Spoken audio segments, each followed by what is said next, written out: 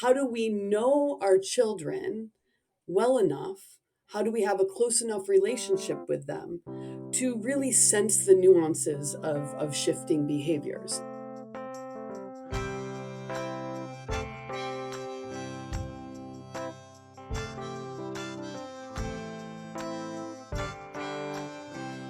Welcome to Talking About Kids.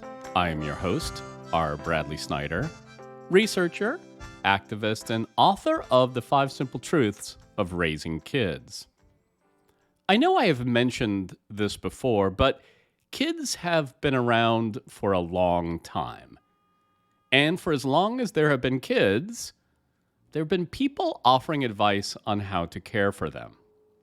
This is the second installment in a new segment in which a colleague and I examine a classic or obscure book about kids. We'll be looking at what has changed and what has stayed the same to try to uncover universal truths and inspiration that you can use as you care for your own kids.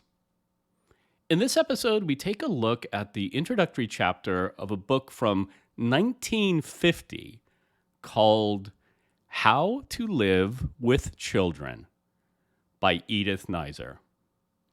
My guest to help me with this effort is Lori Robinson, a social worker and therapist with years of experience working with children and families.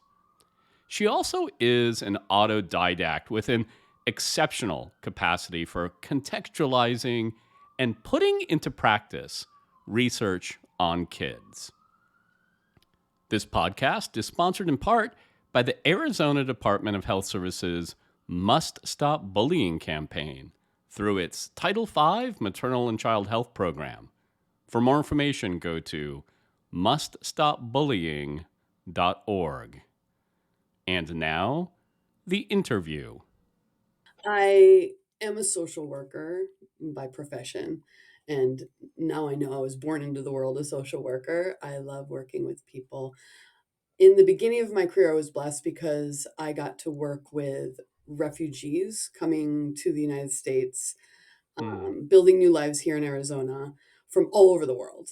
And so that was a real gift for me to just work so intimately with people from genuinely diverse cultures and in a very like intimate direct service role.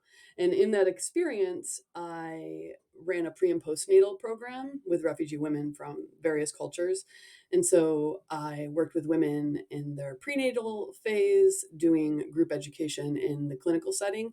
And then I followed them at home for about 6 months after the baby was born, just checking in on their development and providing, basic parenting education and support.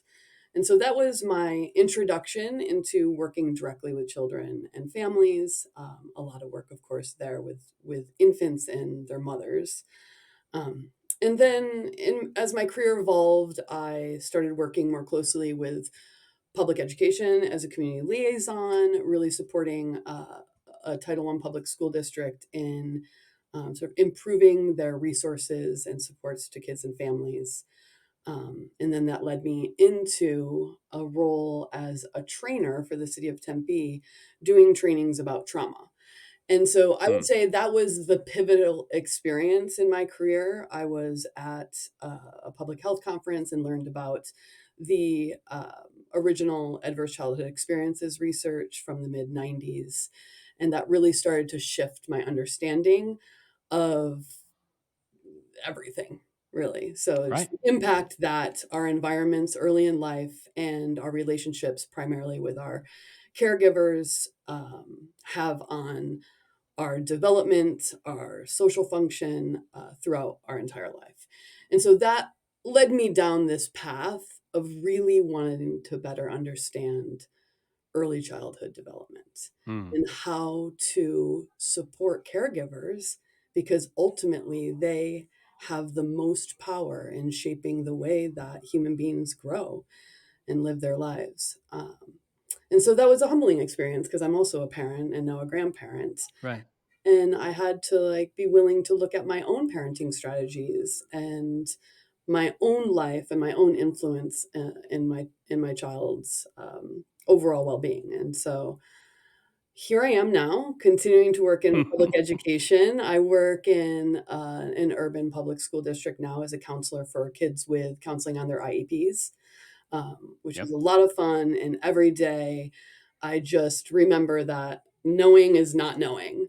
And the best strategy most of the time is just to be really curious and loving and compassionate with the kids that I work with. And I'm also working now in a private practice setting under the clinical supervision of a really brilliant um, therapist. And that's been, of course, such an interesting and challenging experience. So that's, Yeah. that's Well, one of the reasons I wanted to talk to you about this topic is, well, I met you in what you described as one of those pivotal moments when you were Mhm, working for the city of Tempe, and you were starting to look at exploring and promoting trauma informed practices. That's when we first met on a committee to try to create trauma informed communities. mhm, But one of the things I've always known about you is or recognized rather, is how cyclical your thinking is. mhm, Like you put new information always through the lens of everything that's come before, but also kind of those deeper experiences that you explained in working with those refugee mothers. That's a very, very raw parenting experience, one that's kind of free of some of the things that people talk to you and I about now, like mhm, how do I get my kid off of their phone, or do I have to worry about social media? So I think that makes you just really the perfect person to today to talk about this parenting book from the 1950s called How to Live with Children, which, by the way, love that title right off the mhm. bat. Like, and when you first, when I first proposed this to you, hey, I want you to look at this 1950s parenting book. It's called How to Live with Children. It's by Edith Neisser. What was your thoughts? What did you think you were going to find in this book? Yeah, I was actually pleasantly surprised with the chapter. I had a strong negative bias that I would find just archaic strategies for, power over with children and really like the will of the parent rules. And I was surprised at how compassionate this chapter was because this chapter really focuses on the emotional development of the child. So going into it, I Yeah, well, didn't let's not give too much away yet. Right? Yeah, hold on okay, just one sorry. second because I wanted to start with the bias. By the way, it's my bias too. Like Mhm, you look at this book, you look at the pictures of these 1950s families that are doing all of their parenting in formal attire. mhm, Um, even even there's this great scene where the classic youth worker is sitting backwards on a chair, mhm, right, straddling the chair, still in a three-piece suit, yeah, and it. So there's all these biases about like kind of the literally and figuratively whitewashed 50s mhm, and the masks that people were kind of mhm, wearing at that time. But let me read for the audience exactly how this first chapter starts off. The chapter begins: if you are a parent, you probably divide your aims for your children into two parts: what you want for them now and what you want for them in the future. Here and now, you want a youngster who is happy most of the time and who gets along reasonably well with his fellows in school. You might add, too, that you want a youngster who is not too hard to live with. When you think about the future, you might phrase it somewhat differently, although the meaning is still the same. You want your children to grow into individuals who can work, play, give, and receive affection and enjoy life without harm to themselves or others.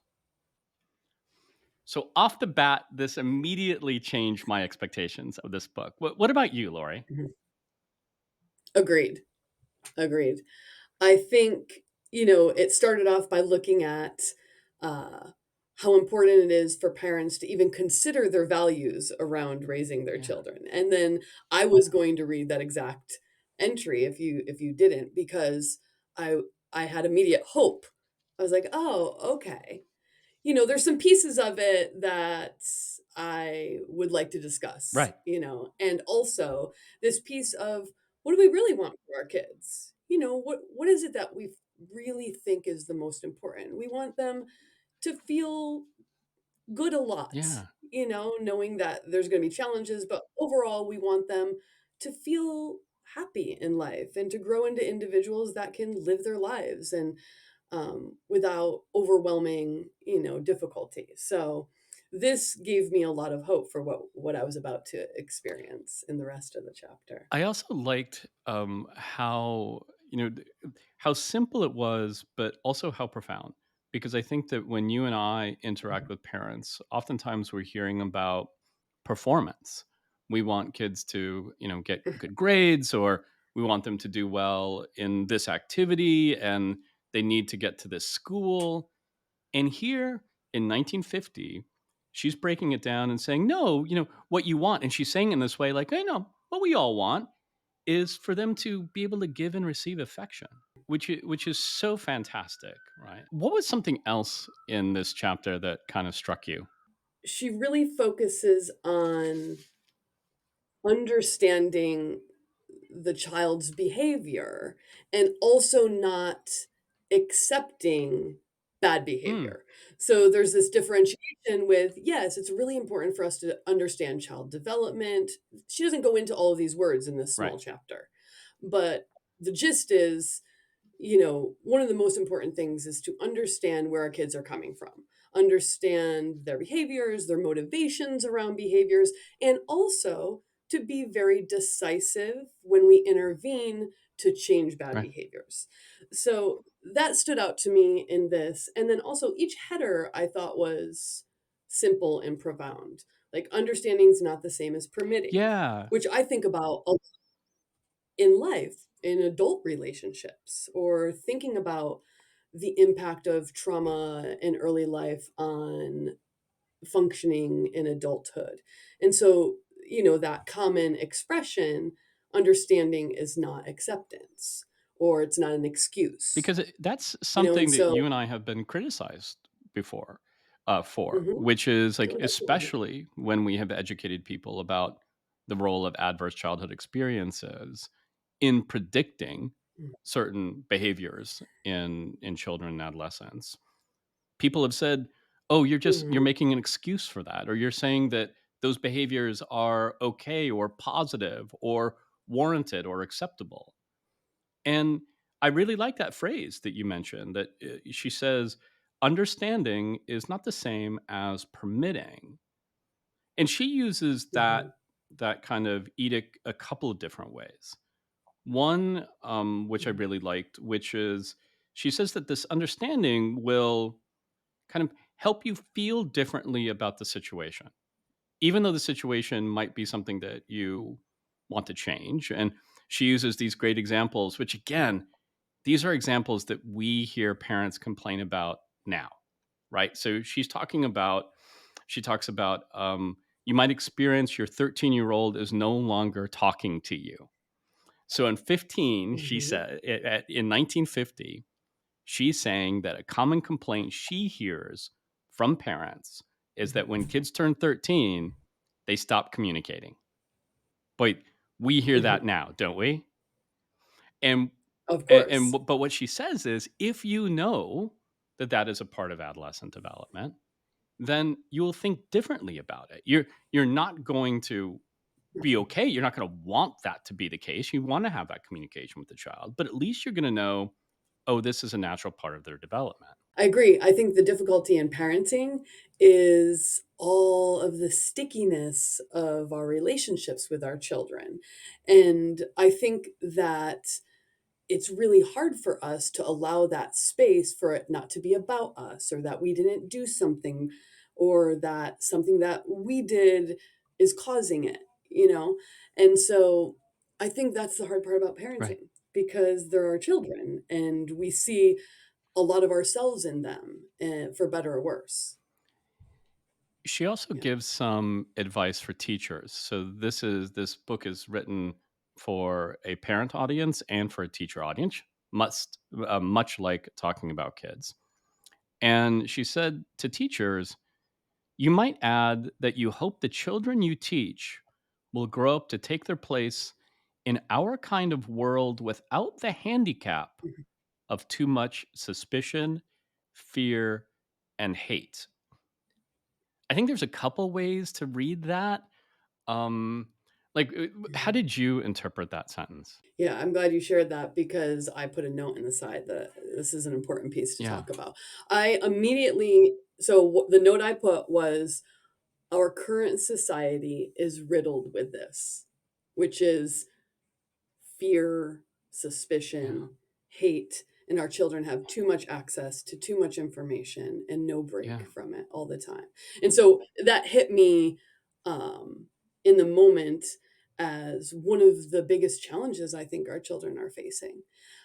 And also, I did think of it in the context of the 1950s of like what was going on post World War II, pre civil rights, really, the emergence of the Cold War and all of that.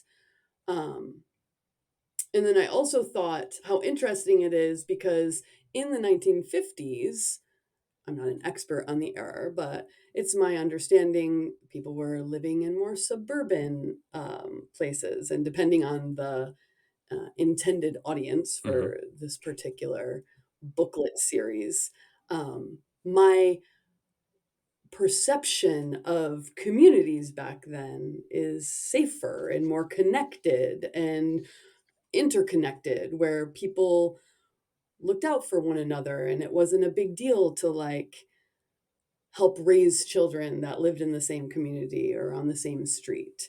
Where now it seems like we're really disconnected from one another in that way. Yeah, I was thinking about that too because it's kind of hard to be awake and alive right now and not be thinking about the history of violence and the history of war.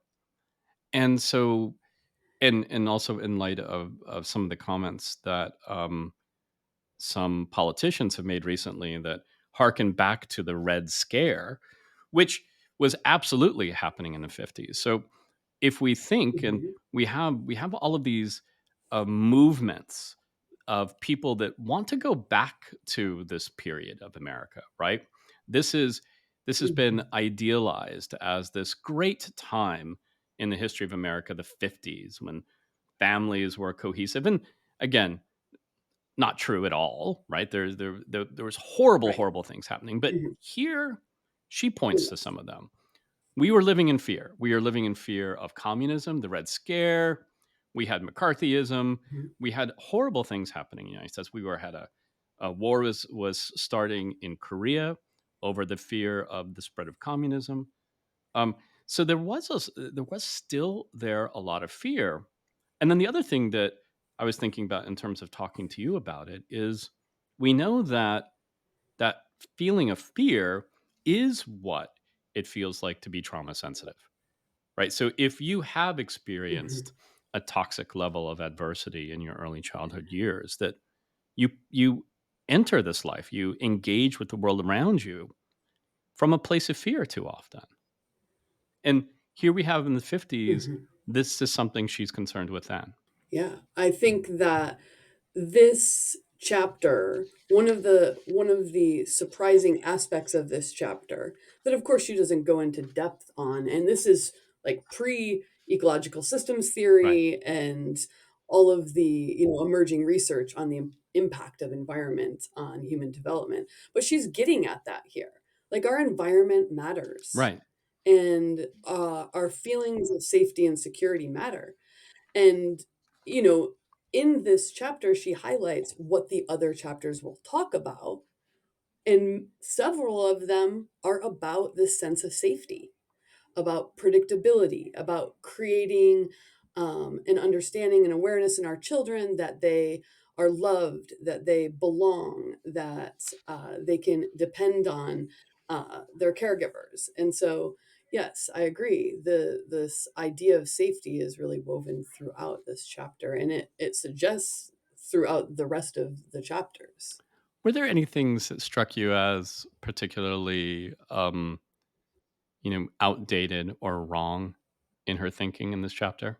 I don't know about right, wrong. I did notice there was an underlying, like, suggestion that there's, like, a shared social milieu, Yeah, where it seemed as though she's speaking as if all children are more or less going to be entering the same similar environments, with 2 caregivers, specifically a father and mother, and really responsive teachers, etc.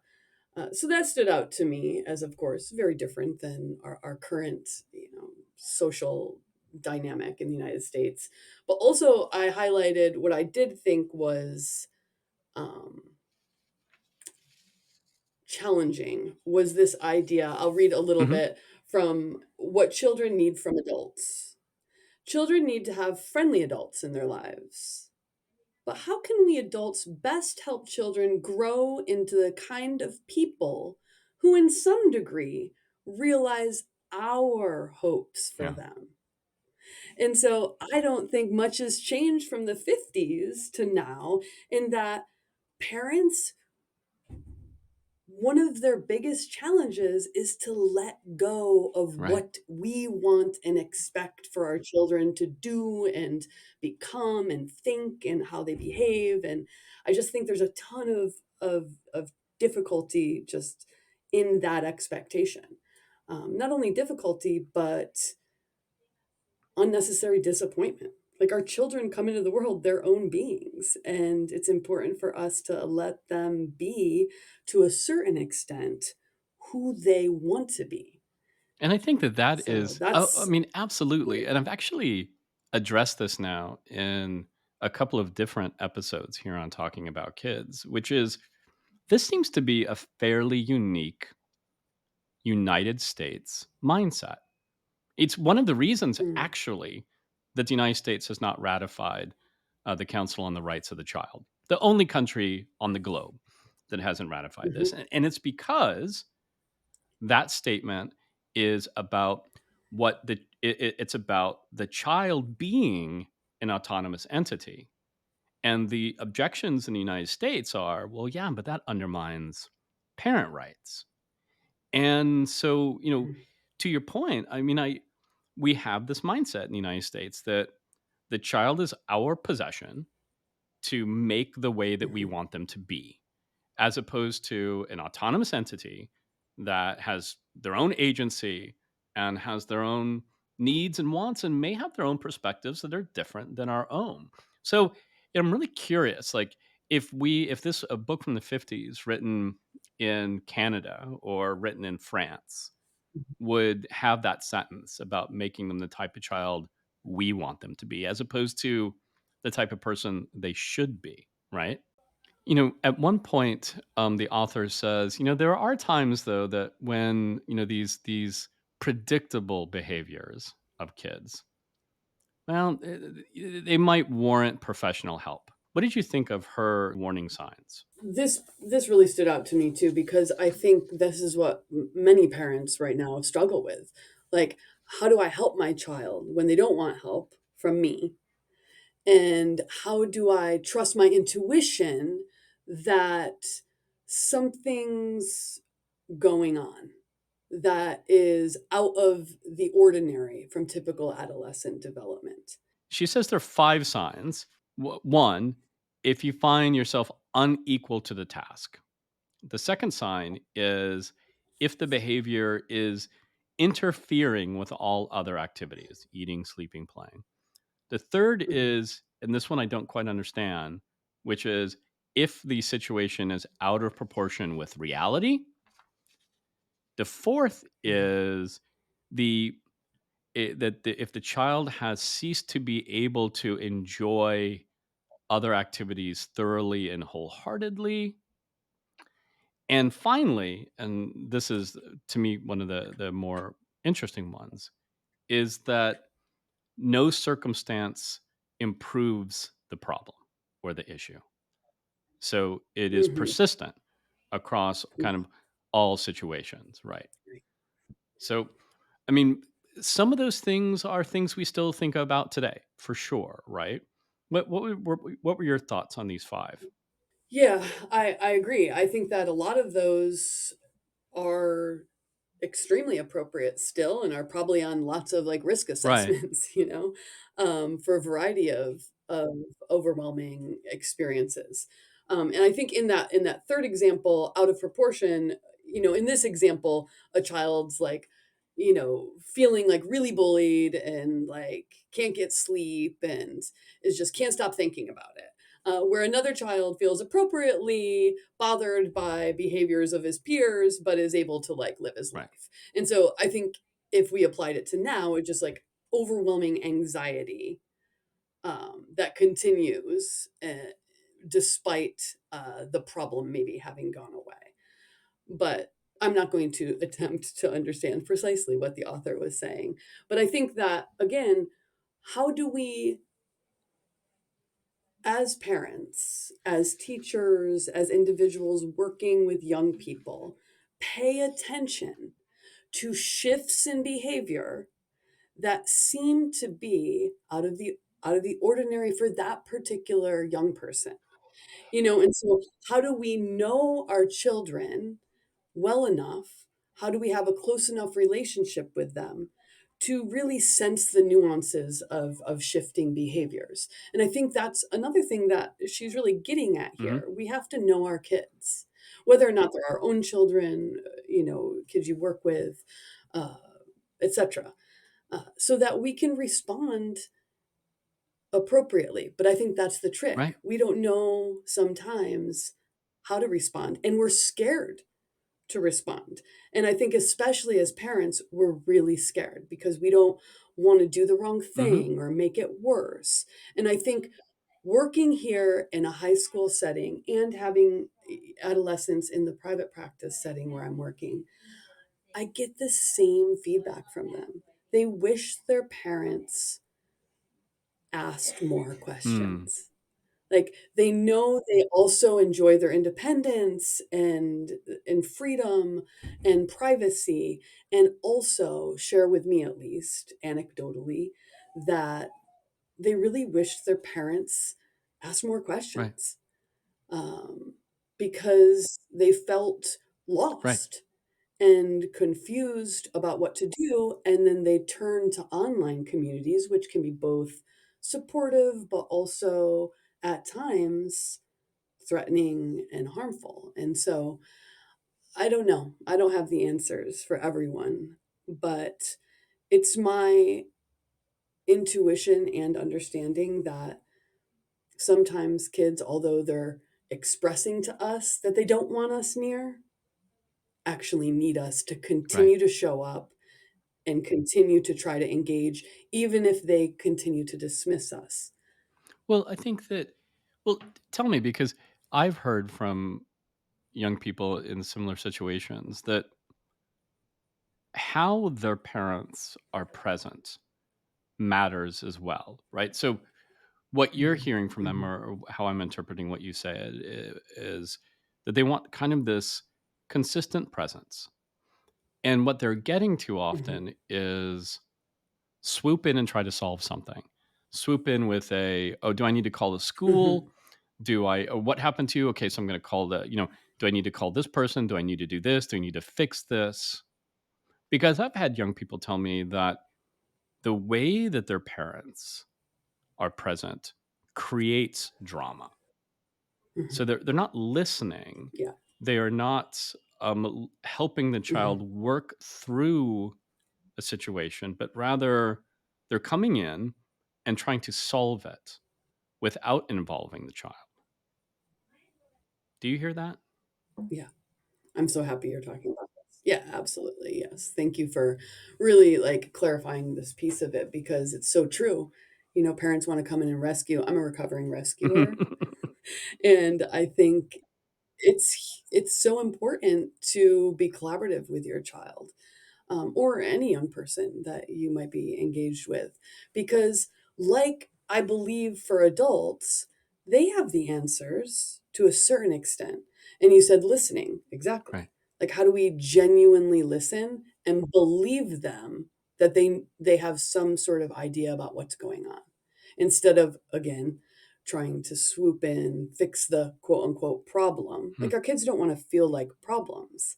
And I think inadvertently, caregivers make them feel like it's a big problem, whatever's going on.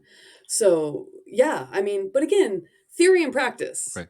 this is like tough stuff. This is tough stuff in real life. But let's talk about that for just a moment, because one of the things that I am constantly thinking about and asking people, and in the context of reviewing these books from the past, I think it's really maybe the most important question is these issues. We're looking at a 73-year-old book on parenting, and we're seeing that not only are some of the situations relevant today, but the advice is actually consistent with the science that has evolved since before then and continues to evolve. So, why aren't we doing these things? What is stopping parents and teachers? Do you have any idea?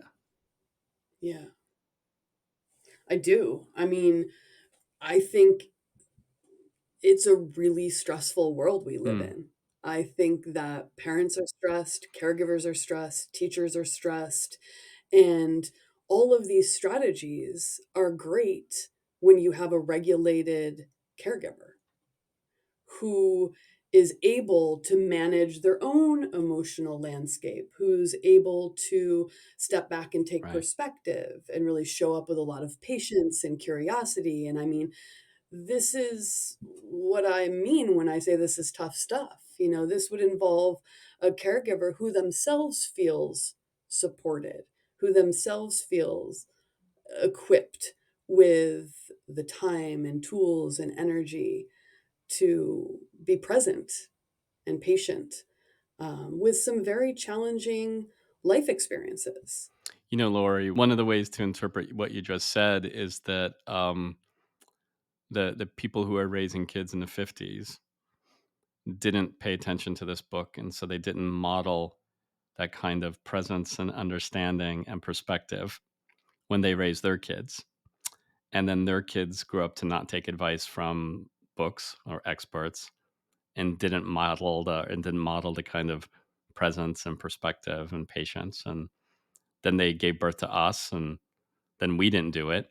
And so it's a cycle that no amount of science is going to help us break. I think it's really interesting that this chapter starts off with like giving and receiving affection and all of this stuff about emotion, when in reality, we still focus on certain things in education and in parenting. And it's not about communicating our emotions or our emotional needs. And so, somehow we continue to not value one of the most important things, which is communication and communication of our needs and relationships. And so that's what strikes me as just curious. That we still haven't been able Why to do don't that. we talk Right, about right. how we feel? Yeah. Well, despite that, I remain optimistic, Lori. And I remain optimistic because Oh, yeah. Me too. there are people like you who are out there consistently putting theory into practice and helping kids. And I am so grateful. And thank you so much for being on the podcast. Thank you so much for inviting me. And I too am an eternal optimist, always. And so we'll figure it out eventually.